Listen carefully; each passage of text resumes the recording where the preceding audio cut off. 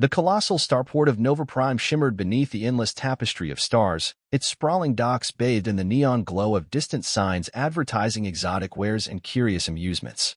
Each day, starfaring vessels arrived with rumors of half-charted planets, glimmering asteroids, and unnamed civilizations. The drifting hum of ships beyond the atmosphere was an ever-present lullaby to those who worked under the harsh glare of Nova Prime's industrial lights, and its constant resonance pulsed within the hearts of dreamers who called the planet home. Ethan Morales was one such dreamer, though he seldom had the luxury to think about it. He was a repairman by trade, contracted to fix all manner of malfunctioning devices, from repurposed cargo drones to antiquated food synthesizers. By night, if time permitted, he tinkered with half-built inventions on his rented workbench in a cramped workshop that smelled faintly of ozone and coffee.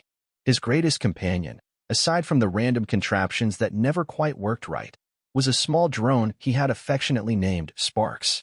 Sparks was a sphere-shaped piece of machinery composed of mismatched panels, salvaged from defunct bots. Its personality subroutines sometimes went haywire, occasionally causing it to sputter odd phrases or flicker with uncertain lights, but Ethan cared for it as though it were a dear friend.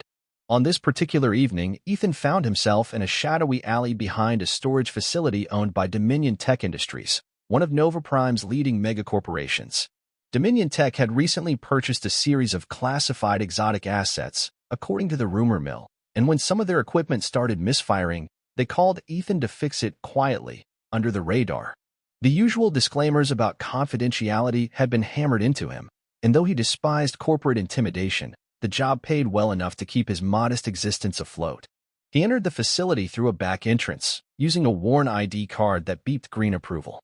Harsh fluorescent lights revealed stacked crates, each stenciled with cryptic lettering. The metallic tang in the air suggested advanced machinery, though Ethan sensed something else as well, something intangible, a kind of hush that spoke of secrets. Sparks bobbed in the air at his side, scanning the corridor with whirring cameras.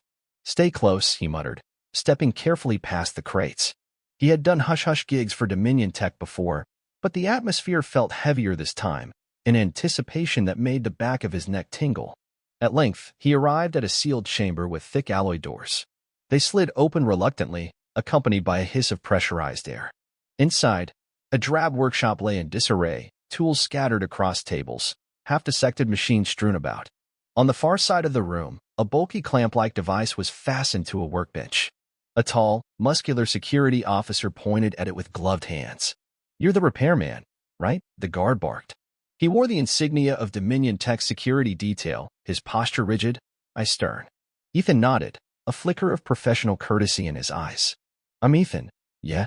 Get that collar open," the guard continued, gesturing at the device. "It's locked shut, and we need it off. The internal release is jammed." "A collar?" Ethan thought, perplexed. His gaze traveled across the bench. There it was, a thick band of dark metal. Strange symbols ran along its circumference, faintly glowing. The battered clamp around it seemed to have been designed to pry it apart. Ethan frowned. He had never seen a piece of technology quite like it. The inscriptions reminded him of archaic runes, or perhaps alien script. A low hum of energy emanated from it. Sparks floated forward, scanning the collar with a quiet beep.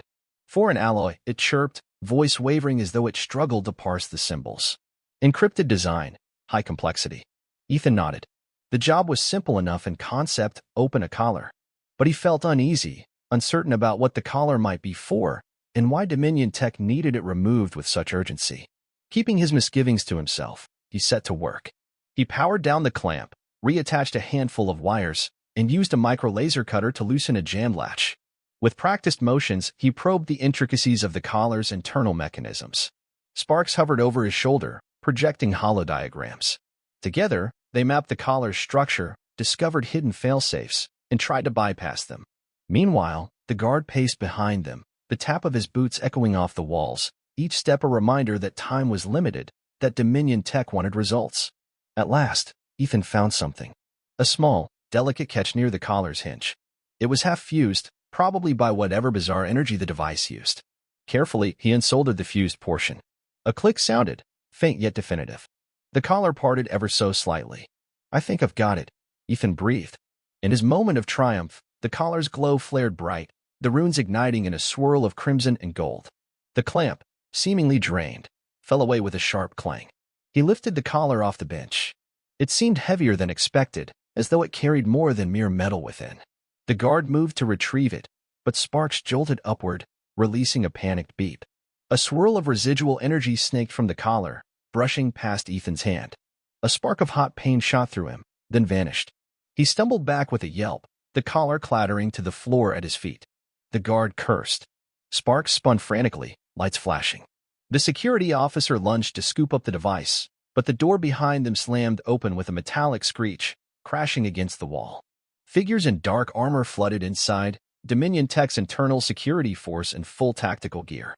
"Seize the intruder," their leader roared, brandishing a shock baton. The guard in the room spun around, startled. Before Ethan could comprehend the shift in events, a squad of black-clad enforcers rushed in, subduing the guard who had hired him, cuffing him roughly, ignoring his protests. Ethan could only stare in confusion. "Hey, what's going on?" he demanded, hard-hammering, though he doubted these men cared about fair play or explanations. "New orders," the squad leader hissed. "The asset is missing. We're searching everywhere." Ethan blinked. Missing asset? Was it not the collar? Then he heard a commotion in the corridor. Shouts rose in an unfamiliar language, echoing from behind the heavily armed guards. Ethan crouched low, edging to the side, hoping to remain unnoticed. Sparks trembled, its circuits whirring nervously. Abruptly, a new presence appeared in the workshop doorway, a tall female figure, clothed in ragged cloth that looked singed in several places. She stood with regal bearing, her skin faintly shimmering, a color that reminded Ethan of golden bronze. A shock of silver hair fell in thick braids around a proud face, eyes burning with emerald intensity. And around her neck, Ethan's eyes widened. He saw an identical metal collar, clamped shut. She was unmistakably alien, her features slightly elongated, her ears tapered, markings on her skin reminiscent of the same runes on the collar. She gazed about the workshop, a mixture of anger and desperation twisting her features. The black-clad soldiers roared, raising their weapons. In an instant, she sprang forward with astonishing speed. Her foot lashed out, sending one enforcer crashing against a wall.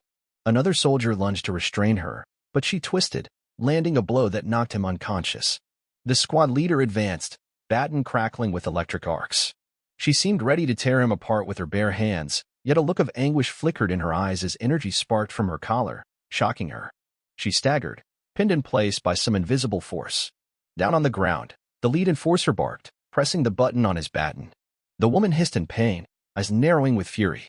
Ethan sensed that if not for the collar, she would have ended them all in seconds. Perhaps it was designed to contain her powers or subdue her natural abilities. In that critical moment, Ethan's mind raced. He was just a repairman, in a workshop. The corporate men clearly intended to recapture this alien woman. The battered clamp on the bench, the collar he had just removed, it wasn't the only one. She had her own. And from the look of it, she wanted it gone just as badly as Dominion Tech wanted her under control. On instinct, Ethan dove under a table, rummaging for the coil spanner he had used earlier, ignoring the chaos around him. Sparks beeped, but Ethan whispered, "Help me find the micro-laser again." Sparks promptly engaged its scanning protocol, shining a frantic red beam across the floor. The drone located the micro-laser near Ethan's tool bag. He snatched it up, a swirl of adrenaline surging through his veins. While the enforcers tried to wrestle the alien woman to her knees, Ethan rolled forward, aiming the cutter at the collar around her neck. "Hold still," he gasped, ignoring the searing glare of half a dozen rifles turned in his direction. Her eyes registered shock and confusion. Yet, whether compelled by desperation or some faint trust, she remained motionless, ignoring the harsh yank of the enforcers. With trembling focus, Ethan pressed the laser to the side of the collar, scanning for the same fused latch he had seen on the first one. The device resisted, sparks flying as the corporate soldiers realized what he was doing. "Stop him!" roared the squad leader, lunging forward. But the alien woman, despite the electric pulses ravaging her, managed to twist her torso and slam an elbow into the man's ribcage. He tumbled back, giving Ethan precious seconds. He forced the laser deeper. He felt the hiss of parted metal, the squeal of the fused latch dissolving under the beam. A faint click. The collar popped open with a burst of golden light that radiated across the chamber. The alien woman tore it from her neck, flinging it aside. Her entire body crackled with unleashed energy. Suddenly, the oppressive aura that had pinned her was gone. She pivoted to face the line of enforcers, who hesitated for a fraction of a second, long enough to seal their fate. A roar escaped her throat, ancient words of challenge, and in a blur, she subdued them. Fists connected with staggering force. Rifles clattered uselessly to the floor. One by one, the black-clad soldiers fell, unconscious or groaning in pain. Panting, the alien woman turned back to Ethan. Despite her obvious fury, her eyes softened when she looked at him. A trembling hush descended upon the workshop. Sparks bobbed uncertainly, scanning the unconscious men. The woman approached Ethan, who was still half-crouched on the floor, microlaser in hand. "You freed me," she said softly, her voice resonant with unspoken power. The English words, though accented, were clear enough. She reached out and seized his shoulders, her gaze intense. "You have no idea what you have done. By the law of my people, the one who frees a captive from our ancestral bondage shall be my consort, legally bound in union." She paused, letting the gravity sink in. "By my people's law? Human, that means we are married." Ethan's jaw dropped. "Am married?" he stuttered, mind reeling. This had escalated impossibly fast.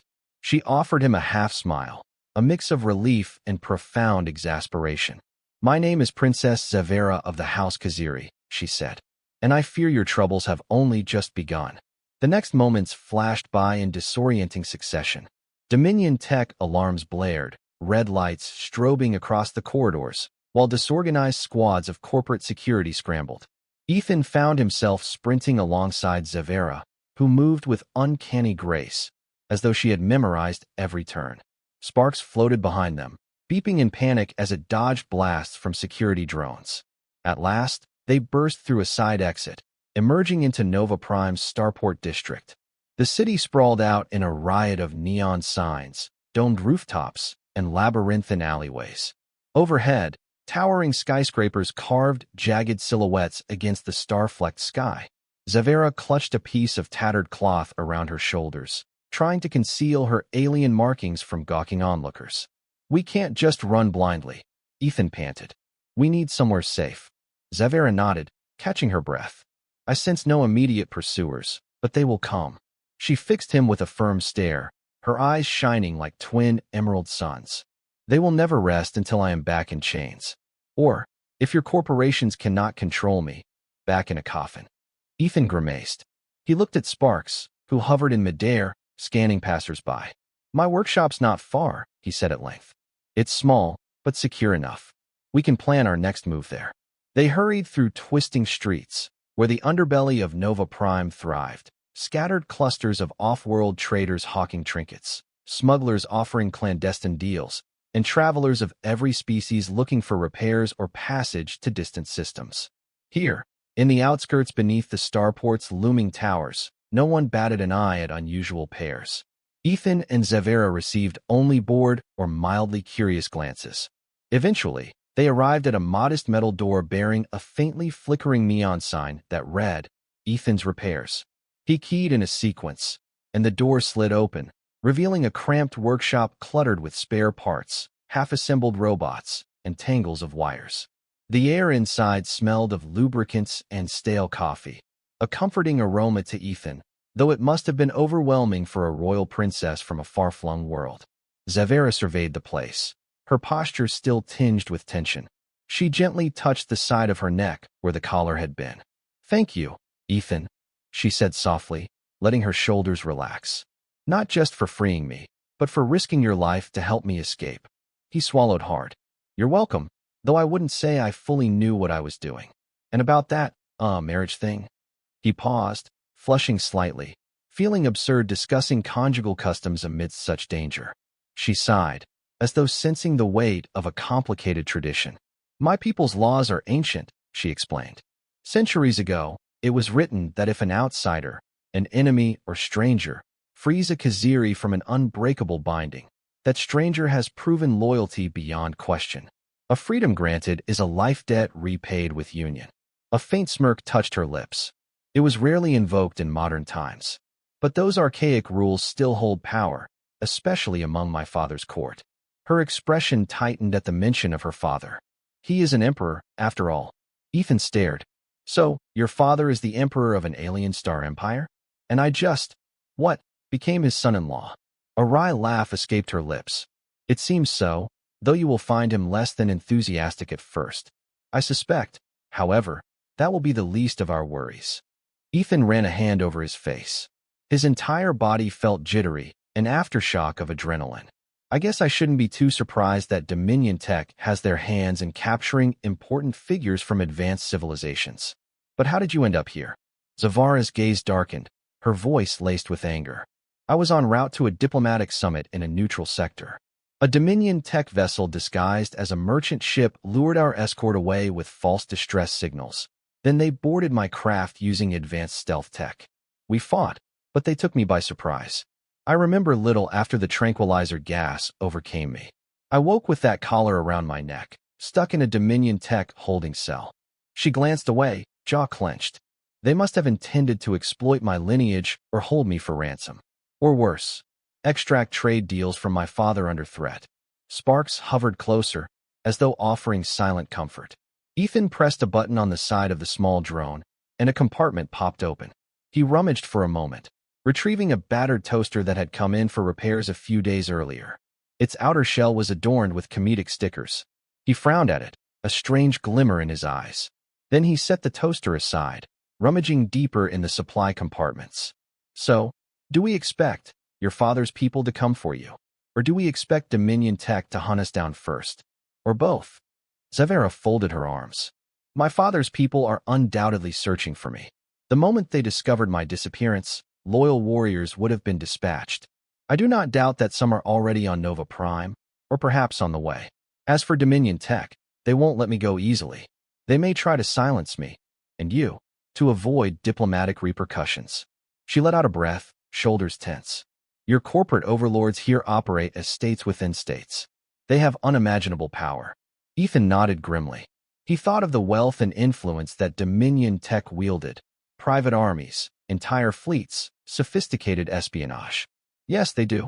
But I've also repaired half their equipment at some point, so maybe I know a few things they don't. A hint of a smile dared to break on his lips. Anyway, you said, I'm your consort now, right? So maybe that means you're stuck with me for the time being. Zevara tilted her head. Indeed, it does. We can try to untangle the complexities later, but for now, I believe we must stand together. She paused, her gaze wandering over the cluttered workshop, then returning to Ethan. A consort, a mate. Strange how fates intertwine. A flush of warmth colored Ethan's face again, but he tried to maintain composure. Okay, he said, focusing on practicalities. We'll need to lay low. My workshop is a decent hideout, but not if Dominion Tech starts scanning every building. We might have to get off-world, contact your people, or find a safe path to your father's territory. Zevara nodded, but a haunted look shadowed her eyes. I must deliver something, she murmured. I carry knowledge of a vital pact that could preserve peace between our empire and two neighboring realms. If that data is lost, so is the treaty. I cannot fail. Ethan exhaled. All right. So we need a secure route to your empire, or at least to your father's envoys. That means we need a ship. I don't own one, but I know a few smugglers who might help us, provided we pay well or do them a favor. He fiddled with a half-assembled servo motor, mind-churning. But we'll need resources. And, well, to survive the next 24 hours. Sparks, run a quick search on local docking logs. If Dominion Tech has a blockade or is scanning for certain biometrics, we'll know soon enough. The little drone beeped in compliance, trailing back and forth in the air. Zevara leaned against a table, arms crossed. I sense my father's scouts might arrive soon, but it's just as likely Dominion Tech has countermeasures. There could be conflict in the streets. I would prefer not to see innocents harmed. A pensive hush settled in the workshop. Ethan gave a slow, resolute nod. We'll do our best. The night that followed was a haze of planning and tension. While Zevara rested in a corner of the workshop, Ethan rummaged through his various projects, searching for anything that might give them an edge. He recalled an experimental personal shield generator he had tried, and failed, to complete last year. It might be salvageable. Then there was the battered toaster he kept on hand. Oddly enough, it had advanced heating elements that, if reconfigured, could emit microwave bursts. A silly idea, perhaps, but in a pinch, it might distract or disable lightly shielded opponents. Sparks assisted, though the little drone's personality matrix occasionally glitched, causing it to blurt out random lines such as, "Welcome to quantum toast distribution," or "Danger, overcapacity in crumb tray." Ethan tried not to laugh, but a certain gallows humor was all he had. Meanwhile, Zevara woke intermittently, pacing the workshop as if caged, worry etched on her face. Whenever Ethan caught her eye, she offered a faint nod of encouragement, as though to say she trusted him. By the first glow of simulated dawn on Nova Prime, the planet's artificially adjusted day-night cycle flickered across the city's lighting systems. News bulletins lit up on the holoscreens in Ethan's workshop. Dominion Tech was searching for an escaped convict and a dangerous accomplice, describing them in vague, menacing terms. Anonymous tips were invited, promising hefty rewards. A shaky security cam image displayed a silhouette that might have been Zevara. Ethan's name wasn't listed yet, but that was likely a matter of time. Sparks beeped, floating near Ethan's shoulder. Incoming data. Dominion Tech blockade in effect at the starport gates. Security forces on standby. They're scanning for the princess's biometrics, cross-referenced with the image from the cameras. Ethan sighed. We'll need an alternative route. The public starport is a no-go. Zevara pursed her lips, glancing out the workshop's narrow window at the bustle of the district. Then how do we escape? Are there cargo shuttles or hidden docks? Ethan snapped his fingers, excitement lighting his eyes. Yeah, there's a hidden docking bay used by smugglers over in Sector 9, near the old fiber lift tower. I did a repair job there once, so I know the override codes. The local gang in that area is called the Red Serpents, but we might be able to slip by unnoticed if we move fast.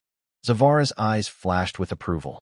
Then lead on, husband, she said, her tone a mixture of teasing and sincerity. The word husband sparked a flush on Ethan's cheeks, but he mustered a thin smile. He supposed that was who he was now, or something akin to it. Leaving the workshop behind was bittersweet for Ethan. It had been his refuge for years. But the city was waking, and time was short.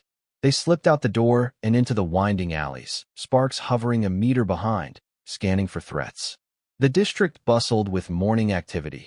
Cargo drones ferrying crates, vendors hawking synthetic breakfasts, and city dwellers eager for the day's hustle. Zevara kept her face partially concealed, a hood drawn low. She drew a few curious stares, but Nova Prime was cosmopolitan enough that many residents simply minded their business. Still, Ethan remained tense, scanning every corner for a Dominion Tech uniform. Eventually, they neared Sector 9, a more dilapidated expanse of warehouses and rusted towers. The swirling dust in the air gave it a gritty feel, and flickering lights cast long, ominous shadows across the alleyways. A tall structure loomed ahead, a retired fiber lift that once served as a major cargo elevator. It was now a decaying monument to the planet's industrial past, favored by smugglers who used the old cargo platforms as secret docking bays for smaller vessels. Ethan led Zevara and Sparks toward a sealed gate at the base of the tower. A battered keypad jutted from the wall. He punched in a half-remembered override sequence, muttering curses at the sticky buttons. After a tense moment, the gate slid open, revealing a dark corridor that smelled of stale air and grease. "Keep close," Ethan whispered. Sparks' lights cast dim beams along the walls as they ventured inside. They ascended a series of metal stairs that groaned under their weight. The corridor branched, and Ethan steered them left, toward an unmarked hatch. He believed it led to the hidden docking bay, a cavernous chamber near the top of the tower. If a smuggler's ship was docked there, perhaps they could negotiate passage or even commandeer it. But as they emerged from the stairwell, a flicker of motion caught Zevara's eye. She stiffened. "We're not alone," she hissed. Sure enough, half a dozen shapes lurked among the crates and fuel drums. They wore tattered clothes with a red serpent emblem and were armed with battered pistols or energy knives. The local gang. The nearest, a wiry man with a scar across his jaw, spotted Ethan and Zevara. He raised his weapon with a smirk. Well, he drawled. "Look what the cat dragged in. You folks lost." Ethan raised his hands, palms outward. "We don't want trouble. Just looking for a discreet passage out of Nova Prime." "Discreet, huh?" The man chuckled. "Funny, because the Red Serpents have a discreet side business. But the price is steep, especially for folks who look so interesting. His eyes flicked to Zevara, noticing the faint glow of the markings on her skin. Another of the gang stepped forward, a tall woman with neon hair, brandishing a rifle. "What's your story, travelers? Who's your fancy friend here?" Ethan swallowed. He didn't want to lie outright. Word on the street was the Red Serpents had a way of knowing the truth. But neither did he want to reveal too much. "We're fugitives from Dominion Tech," he offered bluntly. "They abducted her. I freed her. Now we need to get off-world before they hunt us down. We can pay. We can even fix some equipment if needed." The gang members exchanged glances, eyebrows raised. "You said Dominion Tech, huh?" the scarred man muttered, an edge to his voice. "That complicates matters." The tall woman snorted. "Or it might sweeten the pot if we decide to sell them out." She aimed her rifle at Zevara, who tensed in readiness. The glimmer of her emerald eyes hinted at lethal potential. Ethan braced himself. In that moment, a new voice called out from behind the crates. Now. Is that any way to greet paying customers?" A broad-shouldered figure emerged, an older man with salt and pepper hair, wearing a patched leather jacket. He walked with authority. The Red Serpents parted to let him approach. He eyed Zevara with a wry smile. "I'm Galen, captain of the old Corvette parked upstairs. You said you need a ride out? That can be arranged, for a price." Zevara gave a respectful nod. "We are willing to negotiate." The corner of Galen's mouth twitched. "Indeed. However, smuggling people off Nova Prime under Dominion Tech's nose is risky business. You'd have to make it worth our while. Credits, favors, technology, something that outstrips the risk." Ethan sighed, rummaging in his tool belt. He produced a small data crystal. "I've got an encryption code that can bypass some of Dominion Tech's older security systems, courtesy of the repair jobs I've done. You might find that valuable for certain heists." A gleam lit Galen's eyes. "Interesting." He reached out, but Zevara placed a hand on Ethan's wrist, halting him. She looked at Galen directly. "I can offer something as well," she said. "A promise. My father's empire has significant reach. If you help us safely, I can ensure future trade or debts of gratitude from my people. It is more than a mere favor. It is a potential alliance." Silence fell as the Red Serpents absorbed her words. Then Galen shook his head. "Kid, that sounds nice, but we're talking about intangible promises. Me and my crew, we deal in immediate commodities."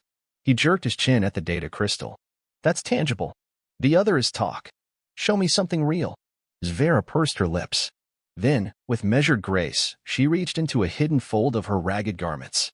She withdrew a tiny sphere, about the size of a marble, swirling with pale light. Immediately, gasps sounded among the Red Serpents. Even Ethan's eyes went wide. He had never seen such an object before, but the raw power emanating from it was unmistakable. "This is a compressed star gem from my Empire's core systems," Zveras said quietly. "A prized artifact. Sold on the black market, it could fund your entire operation for years. I hope to keep it safe, but if it's a matter of ensuring safe passage, consider it my payment." The Red Serpent emblem on Galen's jacket seemed to twitch as he licked his lips, eyes alight with greed. "Deal," he said at last, voice husky. "You've got yourself a pilot." He snatched the crystal from Zevara's outstretched palm. "Come along now. I'll show you to my ship." He beckoned for them to follow. The other serpents looked on with curiosity or resentment, perhaps lamenting that they wouldn't get a personal cut. But none dared challenge Galen, not when he had the final say.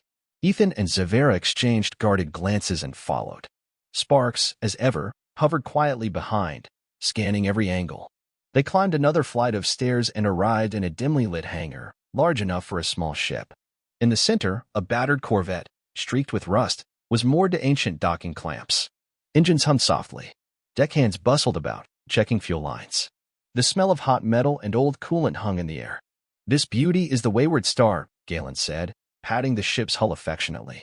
"She's not pretty, but she's functional." A grin. "We'll slip you off this rock before the suits and Dominion Tech can blink."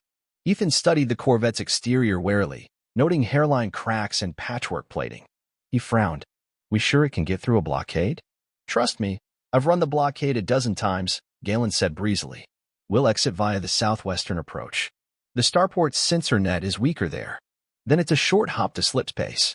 Dominion Tech might chase us, but the Wayward Star has some special modifications." Satisfied but nervous, Ethan nodded. Zevara stood tall, though her hand rested on the hilt of an alien dagger at her waist. Then let us hurry, she urged. They approached the corvette's boarding ramp. Just then, overhead floodlights blazed to life, illuminating the entire hangar with blinding intensity. Alarms began to shriek. Dozens of Dominion tech security drones swooped into the chamber, wings buzzing menacingly, while an amplified voice roared. Attention! This facility is under lockdown by Dominion Tech Authority. Surrender the princess at once. Chaos exploded. Red serpents cursed and scrambled for cover, returning fire with small arms.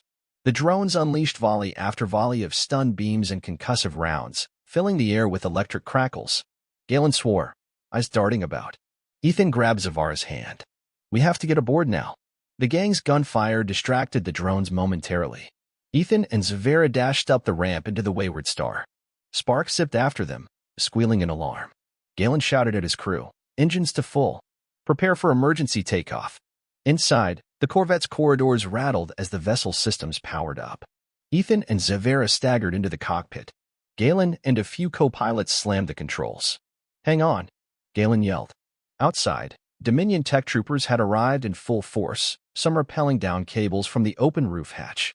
The red serpents were outnumbered, though they fought doggedly, no doubt spurred by the potential treasure Zevara had promised. The Wayward Star shuddered, thrusters spooling.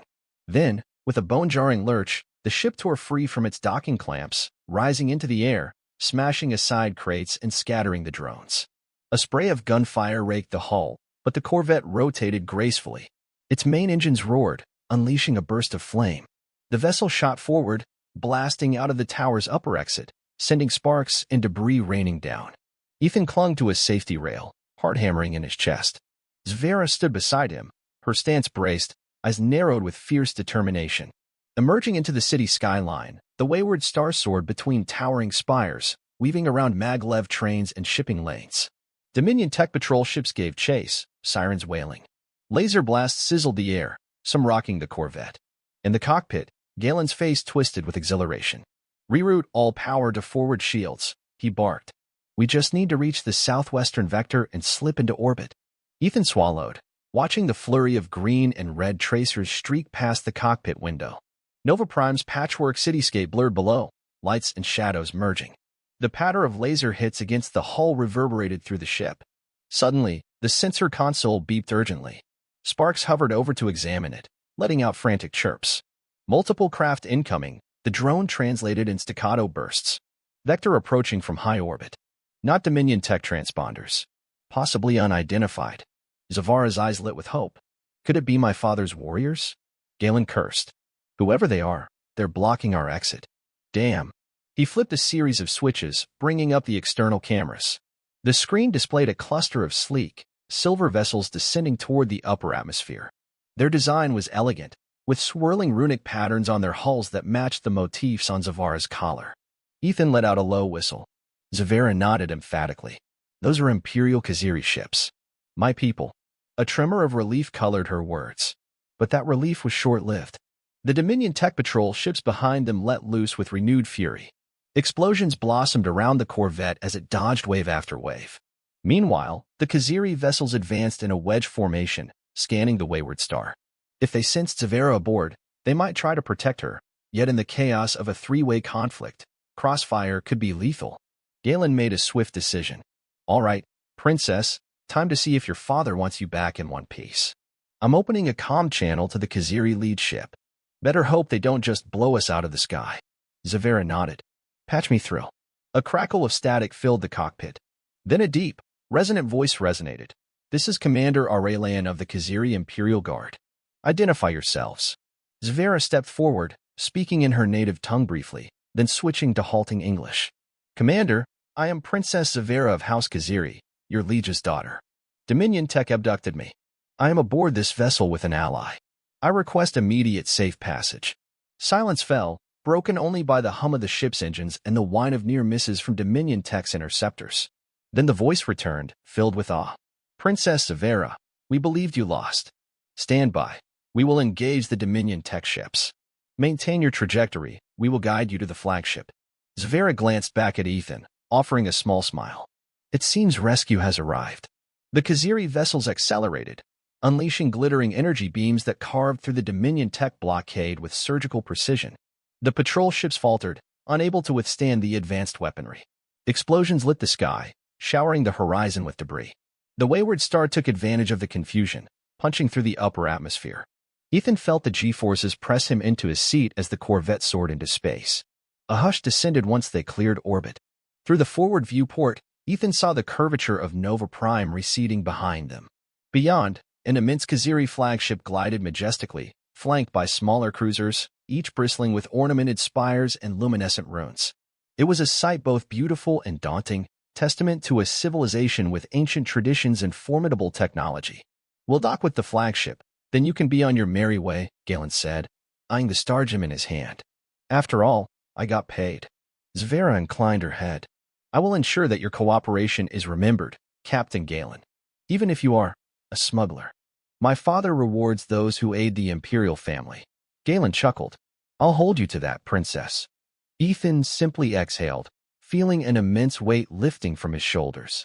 Still, a faint dread filled him at the thought of meeting Zevara's father, an emperor of an alien empire. The father of his supposed wife, by archaic law. Life had taken an unexpected turn. Docking procedures were swift yet meticulous. The Kaziri flagship's docking bay was vast, larger than any Dominion tech facility Ethan had seen. Ornately armored warriors stood in formation as the Corvette touched down. Once the airlock cycled, an honor guard approached, wearing gleaming breastplates adorned with swirling patterns. At their head strode a powerful figure, tall, regal, with gold-burnished skin and braided silver hair much like Zevara's. His eyes glowed with intense jade light. A majestic cape billowed behind him, fastened with ornate clasps that carried runic symbols. Zevara inhaled sharply. "Father," she whispered. Ethan's heart fluttered. So this was the Emperor Kaziri, leader of a star-spanning realm. The man's gaze flicked over them, taking in Zevara with relief, then settling on Ethan with a harder, more discerning stare. With formal precision, the Emperor extended his arms in greeting. "My daughter, the Empire breathes once more with your safe return." He enveloped Zevara in a fierce, brief embrace, a swirl of paternal joy and contained wrath at what had been done to her. Then he turned to examine Ethan. Zevara stepped forward, a spark of defiance in her expression. "This is Ethan Morales. He freed me from the abomination that bound my powers, and he saved my life multiple times. By our laws, he is my consort." An uneasy silence filled the bay. The gathered Kaziri guards glanced at one another, some with astonished expressions, others bristling with suspicion. The Emperor's face, however, remained inscrutable, revealing neither acceptance nor outrage. He inclined his head. "Is this true, Ethan Morales?" Ethan swallowed, stepping forward. Sparks whirred nervously behind him. "Why, yes, Your Majesty. It was an accident, at first, but yes. I freed her, and if your law says that means we're married, then I guess that's what happened." Murmurs rippled through the assembled warriors. The Emperor regarded Ethan with a probing intensity that made him feel like an open book. Then, after a moment, the Emperor sighed.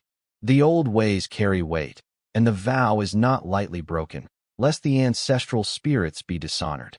My daughter has invoked the ancient right. Therefore, I shall acknowledge it." He paused, his voice dropping. "But that does not mean you have my blessing yet, human." Zevara stiffened. "He risked his life for me. If that's not worthy of your blessing, then what is?" The Emperor's gaze flicked to his daughter, and Ethan glimpsed a complex swirl of emotion, pride, fear, protectiveness.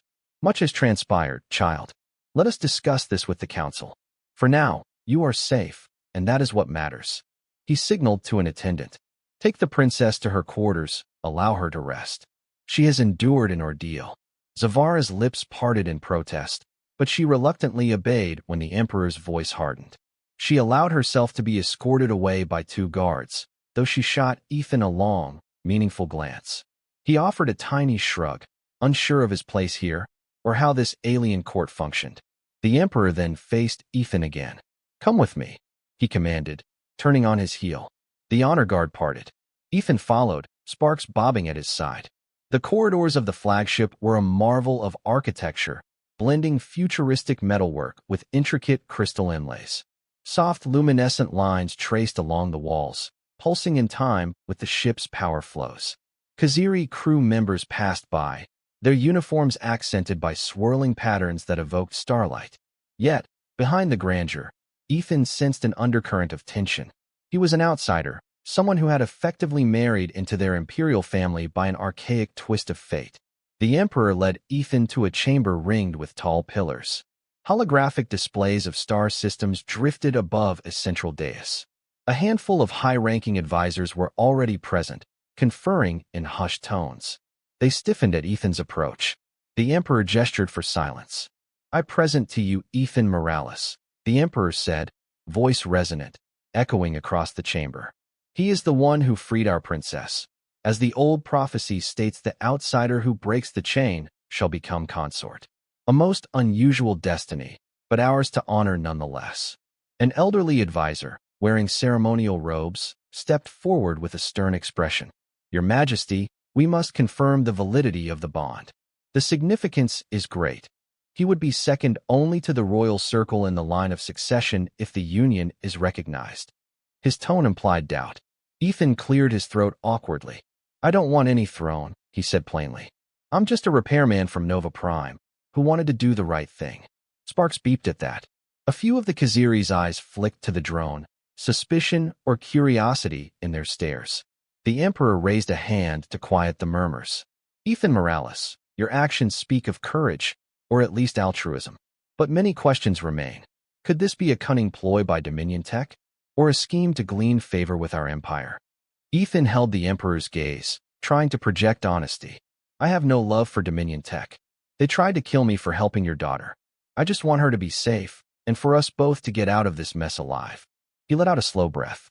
"I admit, I never expected to be bound by an alien law. But if that's what it takes to keep her out of their clutches, fine." A ripple of emotion crossed the Emperor's face, perhaps grudging respect. At last, he spoke decisively. "So be it. We shall treat you with courtesy while we ascertain the details. Perhaps in time, you will prove yourself worthy of bearing the consort's title." He beckoned to an attendant. "Show our guest to his set of quarters. Under guard, but treat him well." With that pronouncement, the advisors relaxed slightly.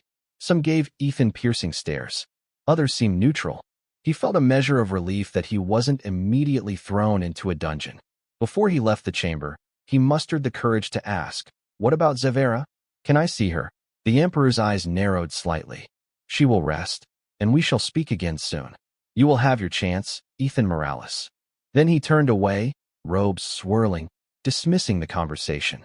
The quarters assigned to Ethan were spacious, more opulent than any place he had ever lived.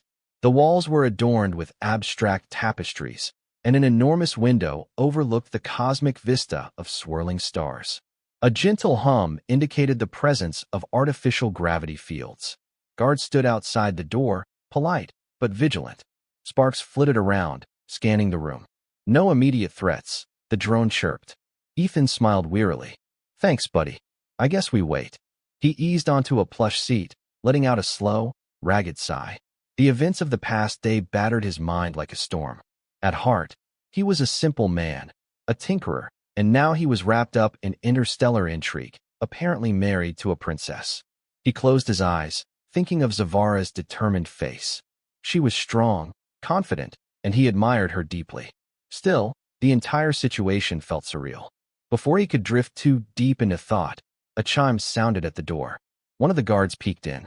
"Ethan Morales, Princess Zevara requests your presence, if you are willing." Startled, Ethan stood. Sparks beeped excitedly. The guard led him down several corridors to a large veranda-like chamber with a transparent wall offering a stunning view of distant nebulae. Zevara stood there, gazing into the starfield, her silhouette regal yet sorrowful. She turned when Ethan approached. "You look well," he said softly. She studied him, head tilted. "As do you. Father can be intimidating, can he not?" Ethan nodded fervently. "He certainly has a presence." Zevara gestured for him to join her at the observation window. They stood side by side, the cosmic panorama sprawling before them. Then she spoke in a subdued tone. "I apologize for the abruptness of it all. My father's court is steeped in traditions. Even if he disapproves, the law regarding my freedom is absolute." Ethan attempted a reassuring smile. "I understand. I'm not upset with you. If anything, I'm just overwhelmed. But I don't regret helping you or setting you free. I'd do it again. Her lips curved faintly, relief in her eyes. Thank you, Ethan Morales. I hope, in time, we might find comfort in this bond. For me, it is new as well, an unexpected vow. My people have arranged marriages for centuries, especially among the nobility. But rarely does one choose accidentally or otherwise an outsider. She paused, eyes glimmering with curiosity. What is it you desire now? He rubbed the back of his neck. Honestly, I'm not even sure. I want you to be safe, and I guess I want Dominion Tech to face consequences for what they did. And I want to know if we can make this marriage work without messing up both our lives. Zevara's expression softened, a gentle warmth shining behind her gaze. We can proceed slowly, with caution and respect. That, at least, is within our power.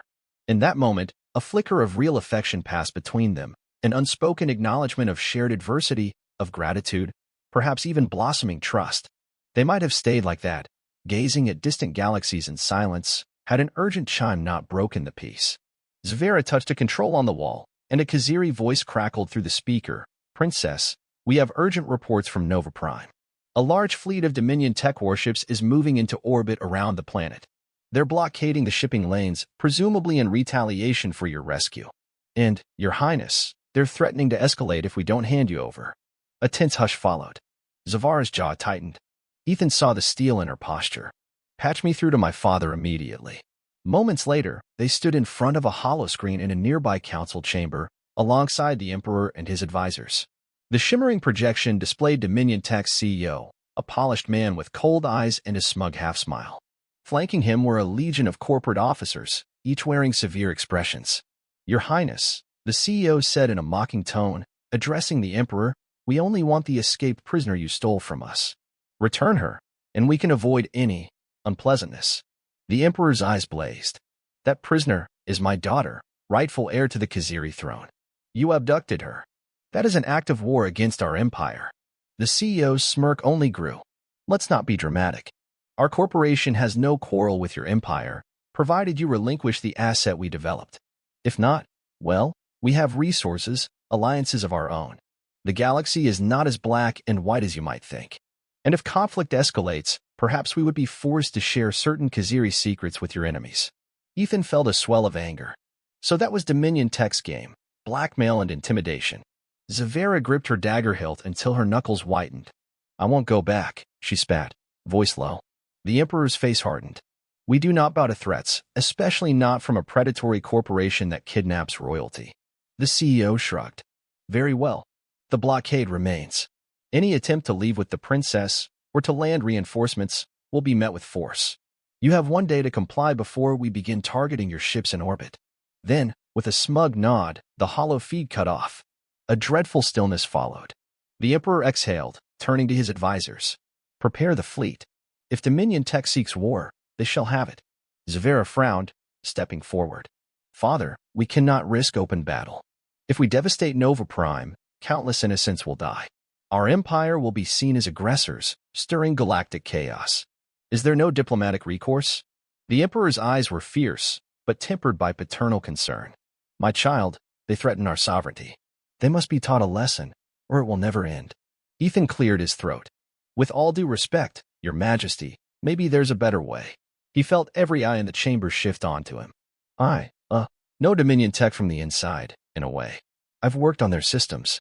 They revolve around profit, illusions of power, and controlling data. If we can show them that capturing the princess is a losing proposition, maybe sabotage their accounts, or threaten to expose corporate secrets that would ruin them, they might back off. The advisors murmured, some skeptical, others intrigued. Zevara stepped closer to Ethan, nodding. He's right. They only respond to leverage. The Emperor regarded Ethan thoughtfully. You believe you can do this sabotage? Maybe, Ethan said. I'll need to get back to Nova Prime, or at least interface with their mainframe remotely. Sparks, my drone, can help, but we need to circumvent their countermeasures. And we'll have to do it quietly, or they'll retaliate too quickly. The Emperor nodded slowly. We have advanced stealth shuttles that could slip through their blockade if used carefully. Still, the risk is high. Should you fail, they will discover you, and war is assured. Zevara stepped forward, her chin raised. I'll go with him. The Emperor's face tightened. You cannot. If you are captured. She shook her head fiercely. I will not let him face such peril alone. And if our infiltration fails, having me present might open other possibilities. My presence could distract them long enough for Ethan to finish the job. Ethan's heart pounded. The notion of sneaking back onto Nova Prime, now teaming with Dominion tech forces, felt insane. But it also felt right. If they did nothing, an all-out conflict seemed unavoidable. He looked at Zevara and saw a steadfast resolve mirroring his own. He turned to the Emperor, voice firm. Your Majesty, let me do this. If it means saving your daughter from war and saving Nova Prime's citizens from destruction, it's worth the risk. Silence reigned, heavy with tension. At last, the Emperor closed his eyes, exhaling. Very well. I entrust my daughter to you in this mission. My men will prepare a covert operation. May the ancestors guide your steps. Zevara bowed. Ethan did the same, albeit awkwardly. The path ahead was fraught with danger. But as he shared a glance with Zevara, a spark of mutual determination passed between them. They would see this through together. Within hours, a stealth shuttle soared from the flagship's hangar, drifting carefully past the corporate blockade. Cloaked by Kaziri technology, it evaded Dominion tech scanners, entering Nova Prime's atmosphere under cover of night. Zevara and Ethan sat side by side in the cramped cockpit, while Sparks assisted with navigation. A small strike team of Kaziri warriors accompanied them, armed with sleek, exotic weaponry, prepared for a silent infiltration if needed. They landed in the city outskirts, near a labyrinth of industrial pipes that twisted beneath Dominion Tech's main tower. The plan was to access the sub-level systems where vital data cables ran. If Ethan could install a virus of his own design, one that transmitted Dominion Tech's darkest secrets across the public networks, corporate shareholders and rival powers would tear Dominion Tech apart. They would lose everything if they persisted with their blockade. Slipping out of the shuttle, the group crept through the gloom. The city was locked down, checkpoints at every intersection. Zevara led with cat-like grace, scouting ahead, while the Kaziri warriors guarded their flank. Ethan consulted a handheld scanner, seeking a maintenance entrance. Sparks hovered quietly, lights dimmed to avoid detection. At last, they found a grated hatch leading into the subterranean tunnels. Ethan used a plasma torch to cut through it. The group descended into the depths, flashlights illuminating the damp pathways. The hum of coolant pumps reverberated, accompanied by the hiss of steam from ancient pipes. This realm was rarely visited except by the occasional repair drone. Indeed, Ethan had once repaired a faulty cooling valve down here, which was how he knew the route. They progressed carefully, eventually reaching a sealed door with Dominion Tech's logo etched into the metal. Beyond lay the data cables, the digital arteries of the corporate empire. Ethan plugged a hacking device into the door's panel. Sparks flitted about, beeping softly as it worked through the encryption. We have 4 layers of security to bypass, Ethan whispered. Keep an eye out for patrols. Zevara nodded, brandishing her dagger, though she also carried a small energy pistol borrowed from the Kaziri armory. The warriors flanked the corridor. Time seemed to slow as Sparks navigated the code labyrinth. Finally, the door hissed open. Inside was a narrow control alcove, awash in pulsing lights from server racks. Thick cables snaked along the floor, connecting to massive data conduits that soared overhead. The air was frigid, cooled to preserve the electronics. Ethan led them to a console in the center. All right, let's do this, he muttered, hooking his improvised infiltration device to the console. Sparks latched onto a data port, whirring as it engaged a direct interface. Zevara stood close, scanning the darkness. Her eyes glinted. Are you sure it will work? Ethan tapped furiously on a hollow keyboard. In theory, yes. Sparks is uploading Dominion Tech's financial records, private comm logs, unethical experiment data, everything. Once it hits the public feeds, the meltdown will be immediate. Board members will panic, rival corporations will pounce. Dominion Tech might lose half their stock value overnight. They'll be forced to stand down or face total collapse. He paused, exhaling. That's the plan, anyway. A faint smile crossed her lips. It's brilliant. Use their own system against them. Suddenly, a shrill alarm pierced the air. The console flashed red. Sparks beeped an alarm. Intrusion detected. Security squads inbound. Cursing under his breath, Ethan tried to accelerate the upload. We need more time. The Kaziri warriors formed a defensive perimeter. Metal footsteps echoed in the corridor, accompanied by the clank of heavy armor. Dominion tech troopers poured in, weapons raised. A furious firefight erupted. Bolts of energy and projectiles ricocheted off the server racks, sparks flying. The hum of the console was drowned in the cacophony. Zevara ducked behind a pillar, returning fire with her pistol. Her father's warriors fought with disciplined precision, but the troopers kept coming, seemingly endless reinforcements flooding the tunnels. Ethan hunched over the console, ignoring the blast whizzing overhead. "Hurry!" Zevara yelled, crouching to avoid a barrage. She flung out her palm, channeling a swirl of energy that crackled with golden sparks, her Kaziri powers unleashed now that no collar suppressed them. It hammered the troopers, sending them reeling. A Dominion tech officer lobbed a sonic grenade, which emitted a deafening shriek. Ethan's vision blurred, but he clung to consciousness, focusing on the device's progress bar. 90%.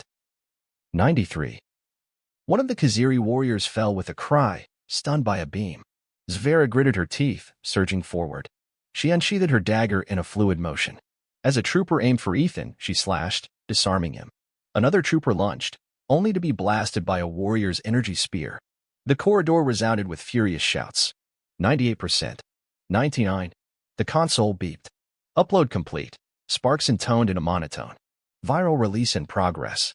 Ethan pressed the final command key, a wave of relief flooding him. "We did it," he shouted, ducking as a round sizzled overhead. "Let's move." Zevara grabbed him, pulling him away from the console as the Kaziri warriors regrouped. "Retreat to the shuttle," she commanded. They threw smoke grenades to cover their escape, dashing through the swirling haze. Their flight through the tunnels was frantic. Troopers gave chase, but the Kaziri team was nimble. Ethan guided them through half-flooded passages, clambering over pipes. A few troopers tried to corner them, but Zevara's blade and the warriors' weapons cleared the path. Sparks led them unerringly back to their entry point. Breaking into the surface night, they rushed toward the stealth shuttle waiting behind a ruined wall. Alarms from the city rang out in the distance, but by now, Dominion Tech would be far more concerned about the catastrophic data breach. In minutes, the group boarded the shuttle, sealing the hatch. Engines roared. They lifted off, vanishing into the gloom. High above Nova Prime, Dominion Tech's blockade wavered. Ships drifted aimlessly, some turning away as confusion spread across corporate channels. On the Kaziri flagship, the Emperor watched the swirl of events on a massive holo display. Data poured in, showing Dominion Tech stocks plummeting, their board in disarray, accusations of illegal abductions, shady dealings, and violent conspiracies flooding the galaxy's networks. The corporation was in crisis, forced to recall their forces or risk total collapse. When the stealth shuttle returned, the Emperor stood in the hangar, arms folded. Zevara and Ethan emerged, battered but triumphant. Her father's stoic facade cracked with relief at seeing his daughter safe. He beckoned them forward. "The blockade is dispersing," he announced, voice carrying across the hangar. "Dominion Tech is retreating, seeking to salvage what remains of their empire. It appears your sabotage succeeded." Zevara inclined her head, stepping aside to let Ethan speak. He swallowed. "Your Majesty, we wanted peace. Now your people can recover your daughter without bloodshed." A profound hush. Then the Emperor stepped forward, placing a firm hand on Ethan's shoulder. "Indeed, you have done more than free my daughter. You have spared countless lives from senseless war. I see now that your intentions were true." Zevara's eyes shone with emotion. She smiled at Ethan, and he returned it, heart pounding. The Emperor glanced between them, and at last, a faint smile curved his lips. "You have my blessing," he pronounced, voice echoing. "Though I suspect there are many details to resolve between our worlds, let it be known that Ethan Morales is recognized as consort to Princess Zevara and an honored friend of the Kaziri Empire." A rousing cheer erupted among the Kaziri warriors. Zevara clasped Ethan's hand. Sparks whirled in delight, beeping jubilantly. In the days that followed, news of Dominion Tech's downfall spread across the galaxy. Its leadership resigned in disgrace, corporate factions fractured, and in time, it was forced to sign humiliating treaties with the Kaziri Empire and other powers. Nova Prime's starport bustled again as the blockade lifted. Smugglers, honest traders, and travelers resumed their lively comings and goings, exchanging tales of the renegade princess and the unassuming repairman who brought a mighty corporation to its knees. For Ethan, life had transformed beyond measure. At first, he was overwhelmed by the Kaziri court, their ceremonies, and the swirl of political intricacies that accompanied being a royal consort. But with Zevara at his side, he navigated these uncharted waters, surprising everyone with his humble wisdom and knack for problem-solving. Whenever technology malfunctioned or needed improvement, Ethan was there, bridging the gap between Kaziri tradition and galactic innovation. One bright morning aboard the Imperial flagship, now in orbit over the Kaziri homeworld, Ethan tinkered with the battered toaster on a workshop bench. After everything that had happened, he still carried it with him, a goofy relic of simpler times. Sparks hovered over, scanning the device. Tactical Toast Emitter version 2.0, the drone chirped, glitching momentarily. Potential for comedic illusions and breakfast readiness. Ethan laughed softly, attaching a small power cell to the toaster. No matter how wild life gets, you still need a good piece of toast in the morning. From behind, a warm voice spoke. There you are. Zevara entered, wearing a flowing set of regal robes. Delicate patterns traced across the fabric, reminiscent of the collar's runes, but now free of any cruel binding. Her expression was bright. Father requests our presence in the garden hall for a small reception. Are you ready? Setting the toaster aside, Ethan stood. For you? Always. He hesitated, searching her eyes. Hard to believe all that's happened, right? She stepped closer, taking his hands in hers. Yet here we stand, she murmured, in a place of new beginnings. By my people's law, we are forever bound. Though we have much to learn of each other, I look forward to every step. A soft, heartfelt laugh bubbled in Ethan's chest. Yes, I do too, he said, pressing a gentle kiss to her forehead. Never thought a simple repair job would lead me here. Her gaze glowed with warmth. Sometimes the most profound destinies begin in the strangest ways. Sparks beeped in agreement, spinning a little circle. Ethan scooped up the toaster under his arm. Together, they headed down the corridor, hearts light, ready to greet whatever wonders awaited. With a princess by his side, a malfunctioning drone for a friend, and a determined grin on his face, Ethan felt truly alive, embracing the chaos, the trials, and the joy that came from an alien marriage by law, a new home among the stars, and the vast promise of the future. And so it was that the unassuming repairman from Nova Prime discovered that some complications, however overwhelming, were undoubtedly worth it. In the grand tapestry of the cosmos, he and Zevara had found each other, bound not by chains, but by choice and devotion. And in that union, against all odds, they forged a most unexpected and undeniably happy ending.